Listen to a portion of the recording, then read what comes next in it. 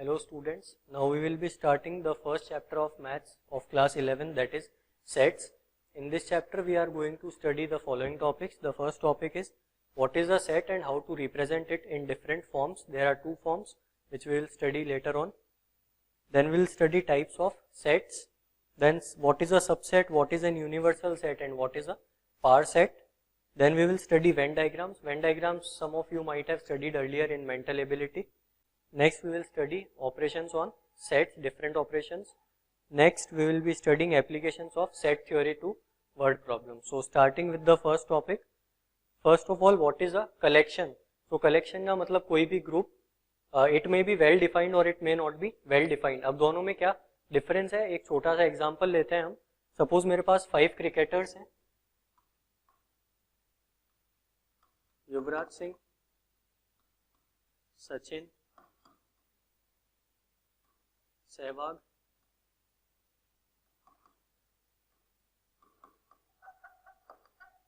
Irfan Pathan etcetera. अब सबसे पहली चीज अगर मैं ये बोलता हूं इसमें से मुझे ये फाइंड करना है, find the collection of cricketers, तो बहुत ही इजी है इसको फाइंड करना. कलेक्शन ऑफ क्रिकेटर्स मतलब चारों ही क्रिकेटर्स है. सपोज एक और नाम होता मेरे पास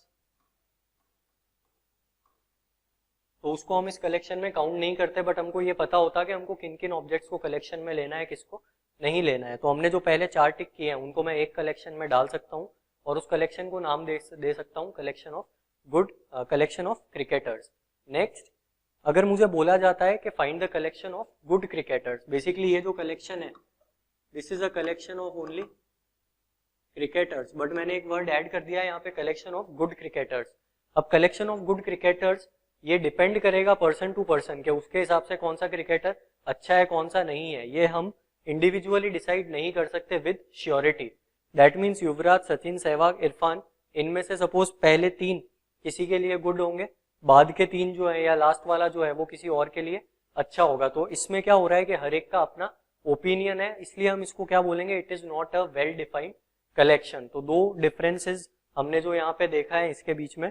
not well defined collection means जब हम श्योरिटी के साथ नहीं कह सकते कि एक पर्टिकुलर एलिमेंट उस कलेक्शन में आएगा या नहीं, जैसा हमने सेकंड केस में देखा कलेक्शन ऑफ गुड क्रिकेटर. जैसे अगर मुझे इसका एग्जांपल देना है, example of not well defined collection, it will B collection of good cricketers, क्योंकि मैंने यहाँ पे कोई क्राइटेरिया मेंशन नहीं किया है कि गुड क्रिकेटर होने के लिए क्या जरूरी है. अगर मैं यहाँ एक क्राइटेरिया मेंशन कर देता हूँ कि सपोज लास्ट 10 मैचेस में उसका एवरेज जो है वो 50 होना चाहिए, रन्स का जो एवरेज है वो 50 होना चाहिए, तो मैं उसको कलेक्शन ऑफ गुड क्रिकेटर्स में काउंट करूंगा, अदरवाइज नहीं करूंगा. अगर मैं ये करता हूं तो no doubt it will become well defined collection, but मैंने यहाँ ऐसा नहीं किया है, सिर्फ बोल दिया है कलेक्शन ऑफ गुड क्रिकेटर्स. अब किसी के लिए क्या क्राइटेरिया है कलेक्शन ऑफ गुड क्रिकेटर्स का वो डिपेंड करेगा from person to person, therefore it is not a well defined collection. Well defined collection की अगर हम बात करें तो हम ये बोल सकते हैं कि collection of cricketers out of all these elements. तो इसमें से क्लियरली मुझे दिख रहा है कलेक्शन ऑफ क्रिकेटर्स जो है वो बिल्कुल वेल डिफाइंड है, इसलिए मैंने उसको वेल डिफाइंड कलेक्शन के अंडर रखा है. नॉट वेल डिफाइंड कलेक्शन में हमने रखा है कलेक्शन ऑफ गुड क्रिकेटर्स को. डेफिनेशन वाइज अगर हम इसको समझे तो इसका मतलब क्या है, वेल डिफाइंड कलेक्शन क्या होता है, collection of all the objects in such a way, हम उन ऑब्जेक्ट्स को एक साथ रख देंगे about which we can surely tell whether the given object belongs to the given collection or not. यानी सपोज सचिन तेंदुलकर है, उसको अगर मैं कलेक्शन ऑफ गुड क्रिकेटर्स में 100% श्योरिटी के साथ प्लेस कर पा रहा हूँ तो मैं ये बोल सकता हूँ कि वो वेल डिफाइंड कलेक्शन है, अदरवाइज मैं ये नहीं बोल सकता कि वो वेल डिफाइंड कलेक्शन होगा. Then such a collection is called well defined collection. तो श्योरिटी के साथ अगर आप ये बोल सकते हैं कि एक पर्टिकुलर एलिमेंट किसी कलेक्शन में आ रहा है तो ही वो वेल डिफाइंड कलेक्शन है, otherwise it won't be a well defined collection. So I hope this is clear, you can note this down.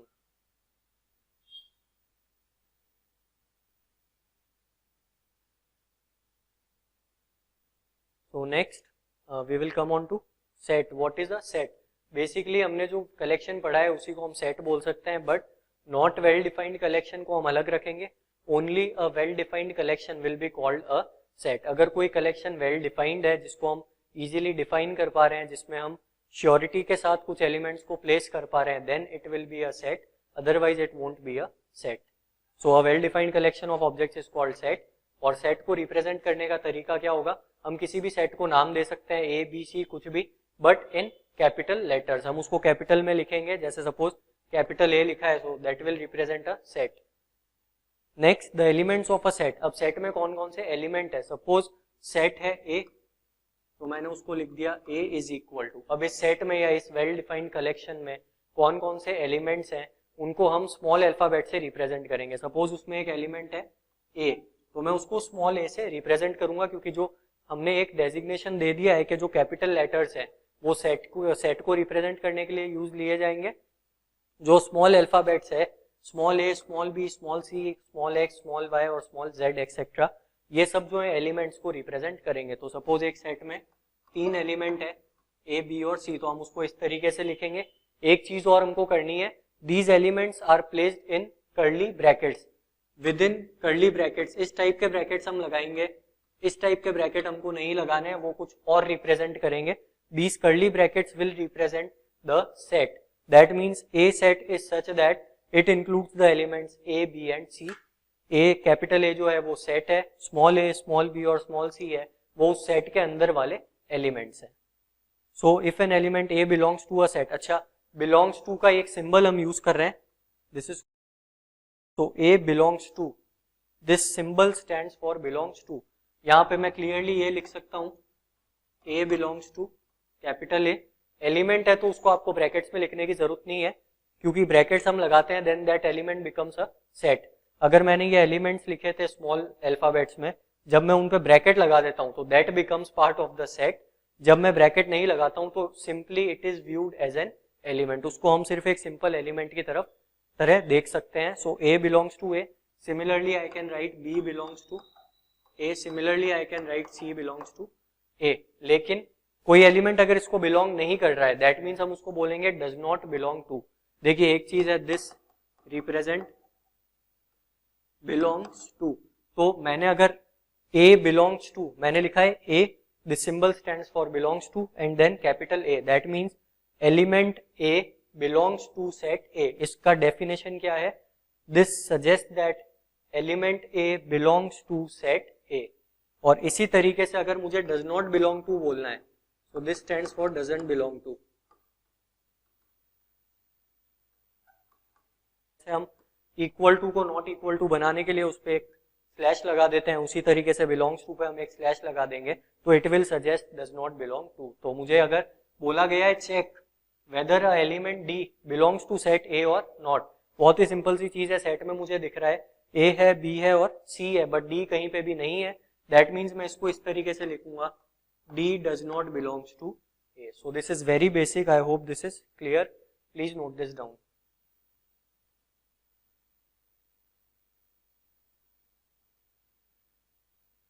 So next we come on to representation of sets. Set को represent करने के दो अलग अलग तरीके होते हैं. एक होता है रोस्टर फॉर्म और एक होता है set builder form. Roster form को हम टेब्यूलर फॉर्म भी बोलते हैं. अब इन दोनों फॉर्म्स में सेट को कैसे रिप्रेजेंट किया जाता है that we will study. So first part, roster form. Roster form का मतलब जैसे मैंने अभी आपको एग्जांपल दिया था, a is equal to a comma b comma c within curly bracket, that is called the roster form. जैसे अगर मुझे एक एग्जांपल दिया है, find the set of prime numbers.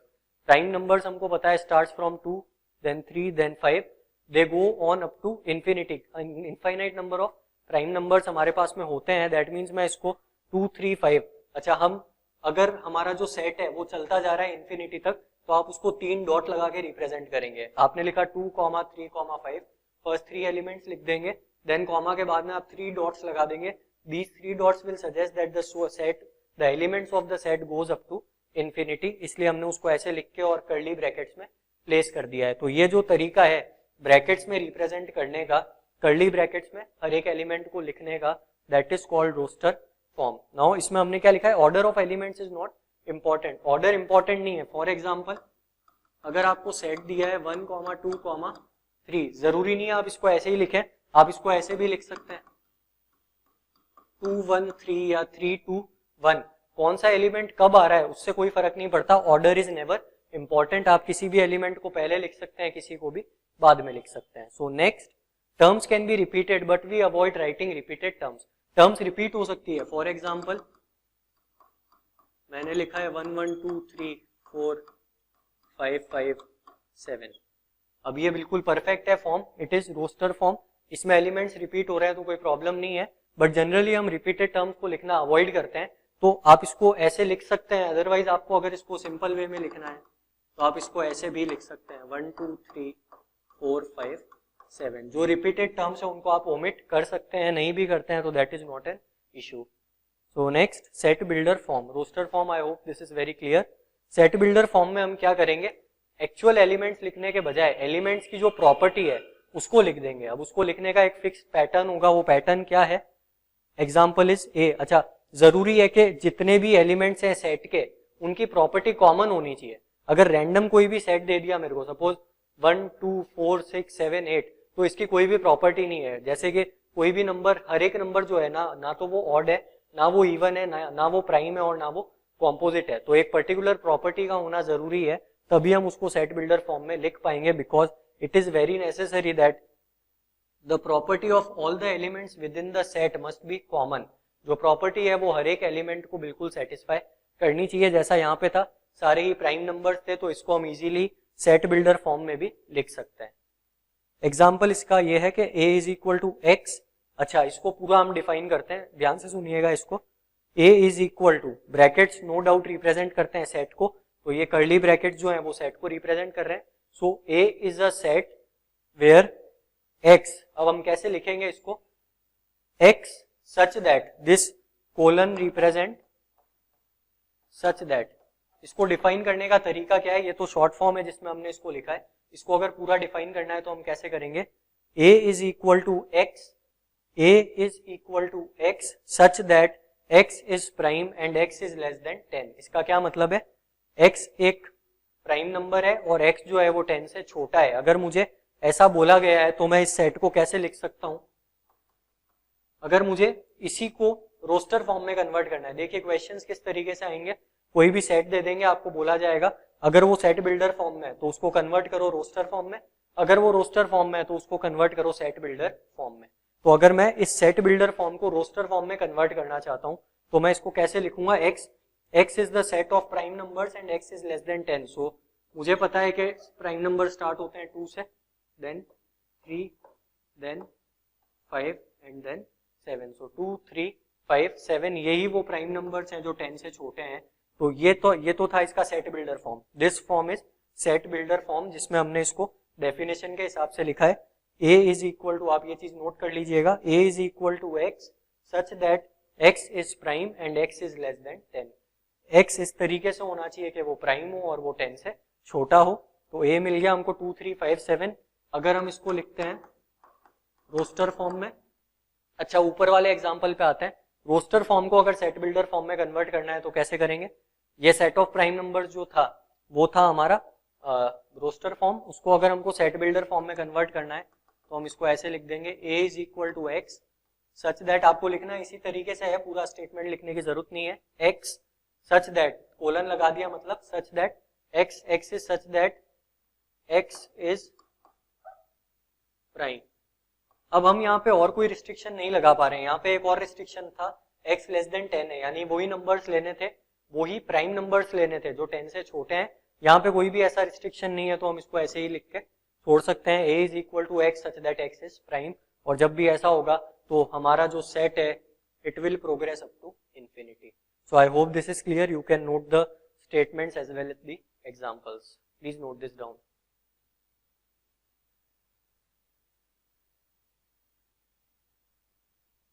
Next एक क्वेश्चन करते हैं इस पे based.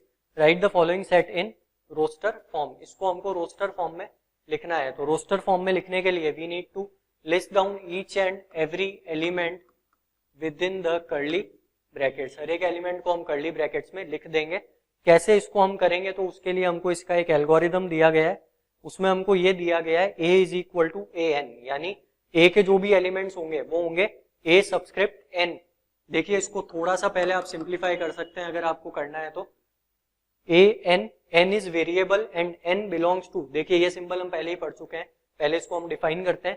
a is equal to an such that n belongs to natural number an+2 is equal to an+1 plus an। ये फॉर्मूला है जिसकी हेल्प से हम इस सेट के सारे एलिमेंट्स को निकालने वाले हैं। एंड दो चीजें हमको दी गई है, a1 और a2 का वैल्यू दे दिया है। अब अगर इस सेट को हमको लिखना है सेट बिल्डर फॉर्म में तो हम क्या करेंगे, सॉरी इसको अगर हमको लिखना है रोस्टर फॉर्म में तो हम ये कर सकते हैं, यहाँ पे n की वैल्यू रखनी है हमको एक एक करके, और n क्या है, बिलोंग्स टू नेचुरल नंबर। तो हमको पता है नेचुरल नंबर स्टार्ट होता है 1 से। दैट मीन्स फर्स्ट जब हम n की जगह 1 रखेंगे, देखिए a में कोई चेंज नहीं आ रहा है, we will get a1।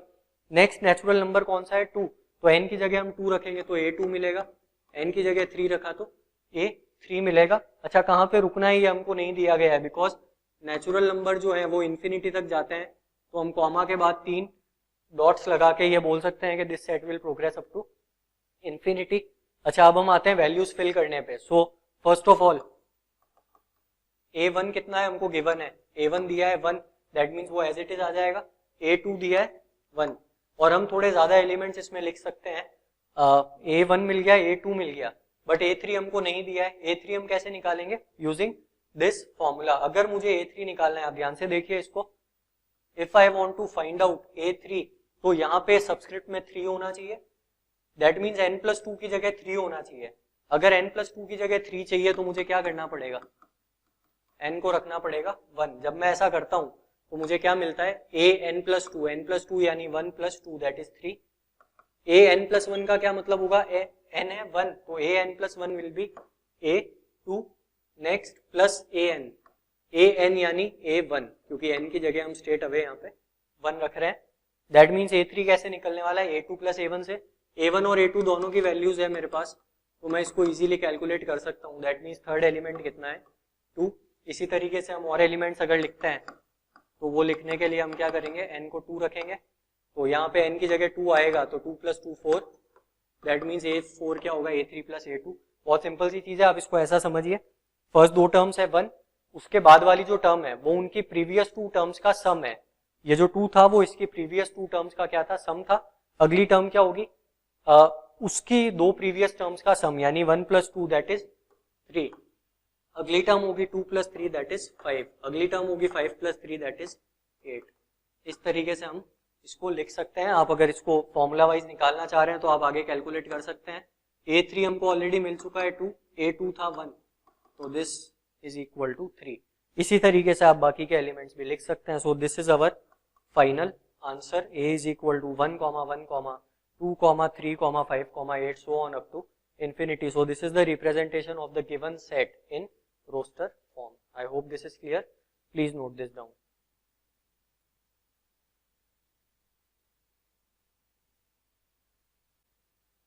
Okay, so let's move on to the next question.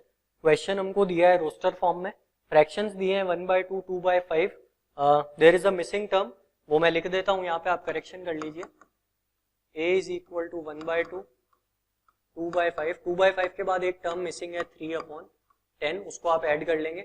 बाकी पूरा सेट हमारा एज इट इज है, 4/17, 5/26, 6/37 एंड 7/50।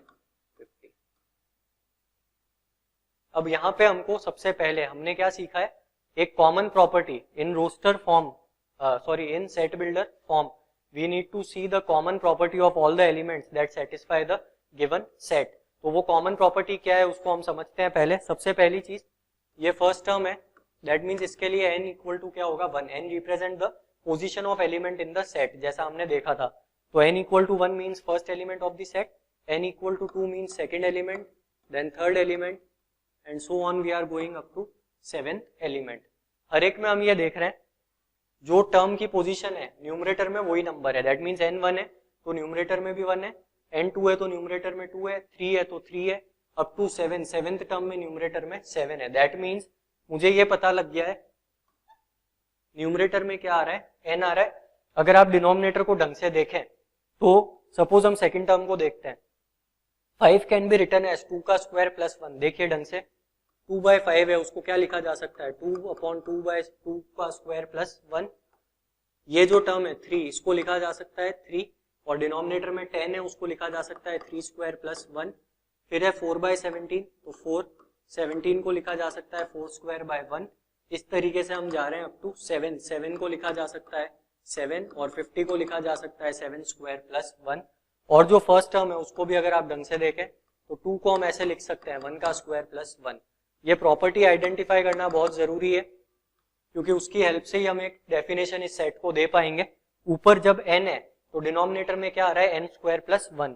ऊपर 1 था तो नीचे 1 का स्क्वायर प्लस 1 था, ऊपर 2 था तो 2 का स्क्वायर प्लस 1, 3 का square plus 1 and so on up to 7 का स्क्वायर प्लस 1। दैट मीन्स मुझे यहाँ क्या मिल रहा है, डिनोमिनेटर में मिल रहा है n स्क्वायर प्लस 1। तो ये मुझे पता चल गया कि इस फॉर्मूला को ये सेट हमेशा सेटिस्फाई कर रहा है। तो अब मैं इसको इजीली सेट बिल्डर फॉर्म में कन्वर्ट कर सकता हूँ। मैं इसको लिख सकता हूँ a is equal to x such that colon mean such that x is equal to n upon n square plus 1। x किसके बराबर है, n upon n square plus 1 के। ऑल्सो n जो है वो किसको बिलोंग कर रहा है ये लिखना बहुत जरूरी है, n belongs to natural number, क्योंकि हमने स्टार्ट किया है 1 से। लेकिन यहाँ पे ये सेट हमारा खत्म नहीं होगा क्योंकि ये सेट इंफिनिटी तक नहीं जा रहा है। इसकी लास्ट टर्म है 7th टर्म। दैट मीन्स हमको जो n की वैल्यू लेनी है वो होनी चाहिए लेस देन इक्वल टू 7। इस तरीके से आप इसको डिफाइन करेंगे। मैं फिर से इसको समझा देता हूँ। a is equal to x such that x is equal to n upon n square plus 1 where n belongs to n, that means natural number, and n should always be less than equal to 7। आप इसको ऐसे भी लिख सकते थे, ये वाला part इसकी जगह आप इसको लिख सकते थे n लेस देन 8। एक ही बात है क्योंकि 8 से छोटा नेचुरल नंबर लास्ट होता है 7। अगर n less than equal to 7 लिखते हैं दैट मीन्स हम 1 से लेके कहाँ तक जा रहे हैं, 7 तक। तो ये जो है वो इसका सेट बिल्डर फॉर्म है। I hope this is clear, please note this down.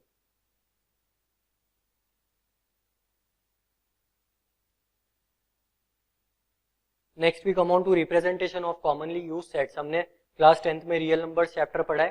Capital N denotes natural numbers, W stands for whole numbers, Z stands for integers and Q stands for rational numbers and so on. तो इस तरीके से हम इनको set को represent कर सकते हैं क्योंकि आपको बार बार हर एक सेट में नाम नहीं दिया हुआ होगा। अगर सिर्फ ये लिखा है N, capital N, that means आपको क्या करना है, set of all natural numbers को ले लें। Next, cardinal number of a set. What is a cardinal number? So cardinal number means किसी भी सेट में कितने डिस्टिंक्ट एलिमेंट्स है। डिस्टिंक्ट एलिमेंट्स का मतलब जो सेम एलिमेंट्स है उनको हमको काउंट नहीं करना है। जैसे हमने एक एग्जांपल किया था कि हमने a को लिया था सपोज 1, 1, 2, 3, 4, 5, 5, 7। तो cardinal number means number of elements. तो यहाँ पे मैं ये बिल्कुल नहीं बोलूंगा कि इसका कार्डिनल नंबर 8 है क्योंकि इसमें 8 एलिमेंट्स है, बिल्कुल गलत होगा ये। उसका रीजन कुछ एलिमेंट्स रिपीट हो रहे हैं। रिपीटेशन जब आप हटा देंगे तब आपको जो सेट मिलेगा that will be giving you the final cardinal number. So जो रिपीटेशन था उसको हटाने के बाद हमको a मिला है 1, 2, 3, 4, 5, 7। दैट मीन्स जो कार्डिनल नंबर है इसको डिनोट करने का तरीका होता है n brackets, round brackets, a is equal to, इसके लिए कार्डिनल नंबर कितना है, 6। बहुत ही सिंपल सी चीज है। नंबर ऑफ डिस्टिंक्ट एलिमेंट्स जो आपको सेट में दिख रहे हैं वो उसका क्या कहलाएगा, cardinal number. So I hope this is clear, please note this down.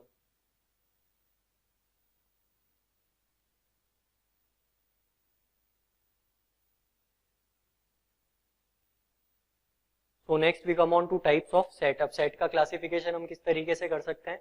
एक बेसिस होता है नंबर ऑफ एलिमेंट्स के बेसिस पे। नंबर ऑफ एलिमेंट्स पे बेसिकली दो क्लासिफिकेशन होते हैं। एक होता है काउंटेबल या फाइनाइट। फाइनाइट या काउंटेबल का मतलब क्या होता है, जिसको हम काउंट कर सके। फाइनाइट मींस जिसमें नंबर ऑफ एलिमेंट्स जो है वो फिक्स्ड हो, यानी उसको हम इजीली काउंट कर सकते हैं। तो दोनों का मतलब एक ही है। एक होता है अनकाउंटेबल, और अनकाउंटेबल को हम एक और नाम दे सकते हैं, इनफाइनाइट सेट। अनकाउंटेबल मींस जिसको हम काउंट नहीं कर सकते। काउंट किसको नहीं कर सकते, जो चीज इंफिनिटी तक प्रोग्रेस करती है। तो अब फर्दर हम इसमें कैसे डिवीजन कर सकते हैं। काउंटेबल और फाइनाइट सेट का मतलब उसमें या तो कोई भी एलिमेंट नहीं होगा। अभी तक मैंने आपको ये नहीं बताया कि सेट में कोई भी एलिमेंट नहीं हो तो भी it is called a set. ऐसा भी एक सेट होता है जिसको हम एम्प्टी सेट बोलते हैं, जिसमें कोई भी एलिमेंट नहीं होता। उसको रिप्रेजेंट करने का तरीका क्या होता है, आप या तो उसको लिख सकते हैं this symbol, this stands for phi. जैसे थीटा आपने पढ़ा है वैसे ये भी एक मैथमेटिकल सिंबल है विच स्टैंड्स फॉर फाई। तो a is equal to phi अगर लिखा हुआ है that means it is a null set. एक बहुत इंपॉर्टेंट चीज है यहाँ पे, अगर हमने सीखा है कि सेट को हमेशा ब्रैकेट में लिखा जाता है, बट एम्प्टी सेट जो है उसका एलिमेंट है उसमें बेसिकली कोई एलिमेंट ही नहीं है। तो जब एलिमेंट ही नहीं है तो कर्ली ब्रैकेट्स भी हमको नहीं लगाने हैं। अगर मैं ये लिखता हूं, आपको क्वेश्चन ये पूछा जा सकता है कि identify whether this set is null set और नॉट। जो जिस सेट में कोई एलिमेंट नहीं होता है उसको हम नल सेट भी बोलते हैं, वॉइड भी बोलते हैं और एम्प्टी सेट, क्योंकि तीनों का मतलब यही है, खाली स्पेस को ही हमको क्या बोलते हैं, void. So null set, void set और empty set is represented by A is equal to 5। उसका कार्डिनल नंबर कितना होगा, 0। कार्डिनल नंबर 0 क्यों है, क्योंकि कार्डिनल नंबर होता है नंबर ऑफ डिस्टिंक्ट एलिमेंट्स। इसके अंदर कोई एलिमेंट है ही नहीं, दैट मीन्स इसका कार्डिनल नंबर क्या है, 0। मैंने जो चीज लिखी है a इज इक्वल टू 5 और 5 को मैंने ब्रैकेट्स में लिखा है।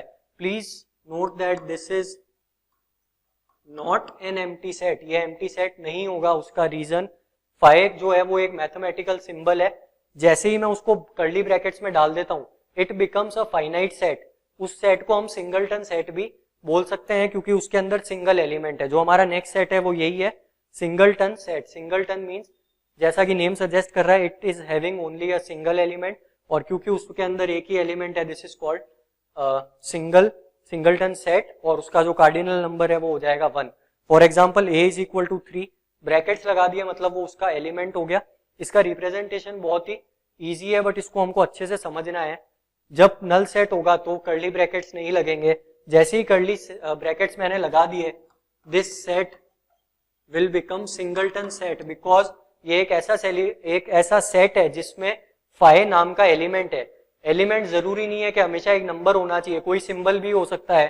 फॉर एग्जाम्पल सिर्फ अल्फा लिखा हुआ है या सिर्फ बीटा लिखा हुआ है, सिर्फ गामा लिखा हुआ है, थीटा लिखा हुआ है, बट कर्ली ब्रैकेट्स लगे हुए हैं तो it will represent a singleton set. अगर कर्ली ब्रैकेट्स 5 के साथ नहीं लगे हुए हैं तो it will represent a null set और अ वॉइड सेट। और भी एग्जांपल्स आप यहाँ पे देख सकते हैं। Example is a is equal to x such that x is a natural number less than 1। a x के बराबर है और x क्या होना चाहिए, नेचुरल नंबर लेस देन 1। तो मुझे पता है कि यहाँ वो बोल रहा है कि x n को बिलोंग करना चाहिए और x जो है वो 1 से छोटा होना चाहिए। ऐसा कोई नंबर एग्जिस्ट करता ही नहीं है, ऐसा कोई नेचुरल नंबर होता ही नहीं है जो 1 से छोटा हो, बिकॉज नेचुरल नंबर स्टार्ट ही कहाँ से होते हैं, 1 से। इसलिए मैं नहीं बोल सकता कि ये it is a perfect set, मैं ये बोलूंगा कि it is a null set क्योंकि उसके अंदर कोई भी एलिमेंट नहीं है। तो जब मैं इस सेट को लिखूंगा, दो तरीके हैं देखिए सेट को रिप्रेजेंट करने के। एम्प्टी सेट में अगर आप सिर्फ ब्रैकेट लगा के उसको खाली छोड़ देंगे तो भी वो एक एम्प्टी सेट को रिप्रेजेंट करेगा। देखिए फर्स्ट तरीका ये था, a is equal to 5 without brackets. Without brackets अब आप लिख रहे हैं 5 को तो वो नल सेट है। विद ब्रैकेट्स अगर आप लिख रहे हैं तो आपको ध्यान रखना है ब्रैकेट के अंदर कोई भी एलिमेंट नहीं आएगा, ब्रैकेट के अंदर कुछ है ही नहीं, मतलब ब्रैकेट्स लगा रखे हैं दैट मींस वो सेट है, ब्रैकेट के अंदर कोई एलिमेंट ही नहीं है, इसलिए वो सेट कैसा है, it is an empty set. So please note the difference, it is very important.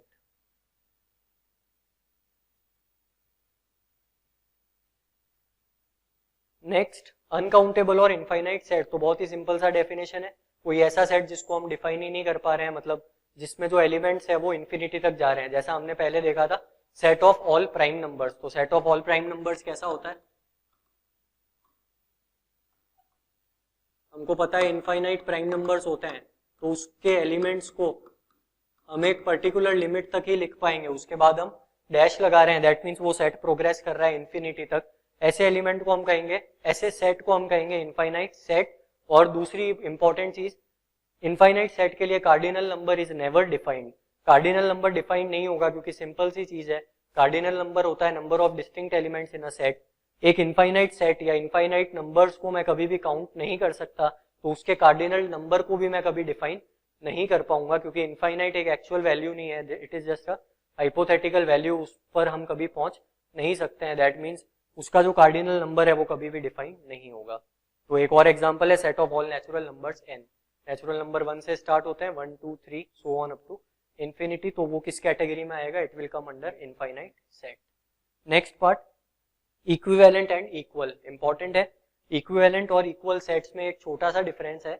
Equivalent set वो सेट होते हैं जिनके कार्डिनल नंबर्स सेम हो। अब इन सेट्स को बनाने के लिए जरूरी है मिनिमम 2 सेट्स का होना। 2 सेट्स को हम कंपेयर करके बोलते हैं कि वो इक्विवेलेंट है या इक्वल है।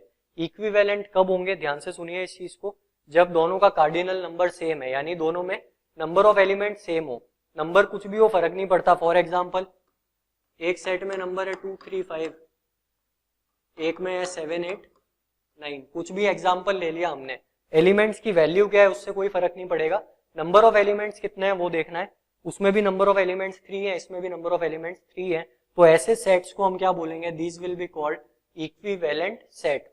और इक्वल सेट का क्या मतलब है, ये इक्विवेलेंट है बट ये इक्वल नहीं है। इक्वल सेट का मतलब हर एक एलिमेंट जो है वो सेम होना चाहिए। फॉर एग्जाम्पल 1 2 3 दिया है और 3 2 1 दिया है, तो मुझे पता है 3 2 1 और 1 2 3 में कोई डिफरेंस नहीं है, मैं 3 2 1 को मॉडिफाई करके वापस क्या लिख सकता हूँ 1 2 3, then such sets are called equal. अच्छा मेरा एक सिंपल सा क्वेश्चन, क्या सारे इक्विवेलेंट सेट्स इक्वल होते हैं?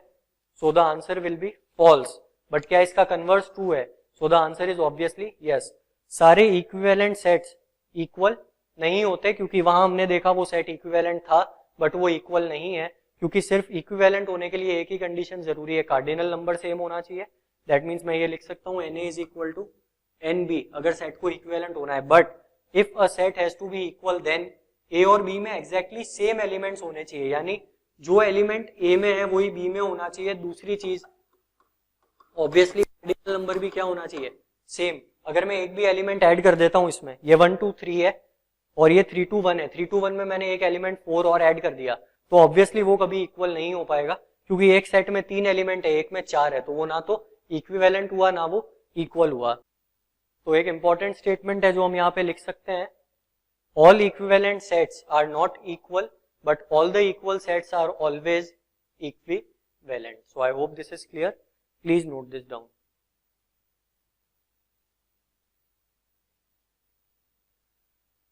Okay, so that's all for this lecture. Now we will be practicing some questions based on these. Thank you.